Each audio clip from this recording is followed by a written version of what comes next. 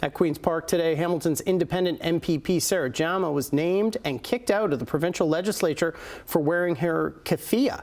The House Speaker's ban on wearing keffiyehs in the chamber remains in place, but just before Jama was asked to leave, the Speaker loosened it a little bit. Manisa Donabalan joins us live now to explain. Good evening, Manisa.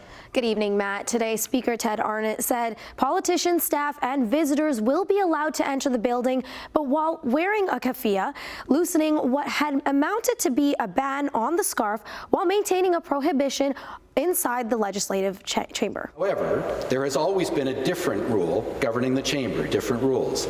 I again return to an explanation of our long-standing practice going back decades, that items of clothing or accessories, including t-shirts, jerseys, scarves, ribbons, and pins, that in the opinion of the chair are being used to make a deliberate statement, may not be worn in the chamber unless there is unanimous consent of the House to permit members to do so.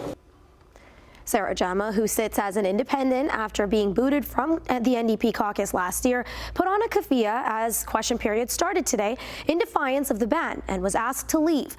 Members of the NDP caucus, Joel Harden and Kristen Wong-Tam, also put on scarves and left in solidarity with Jama.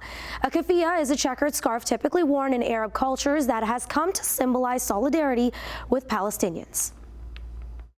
The irony is, prior to being removed from the chamber or told to leave, we engaged in a moment of silence around the Holocaust. And while we can spend time to recognize genocides of the past, we struggle as members of this House to recognize genocides of the present. And so wearing the keffiyeh is a testament to the fact that Palestinians have the right to return, they have the right to exist, and they do not deserve to be genocided. This is an issue that can be resolved by the Premier. He has stated publicly and repeatedly that he is against the ban, and yet he is not able to bring his caucus to the table to move that forward. As you know, we've put forward 2 motions now asking for unanimous consent, which has been resisted or voted against, rather, by a few of the Conservative MPPs.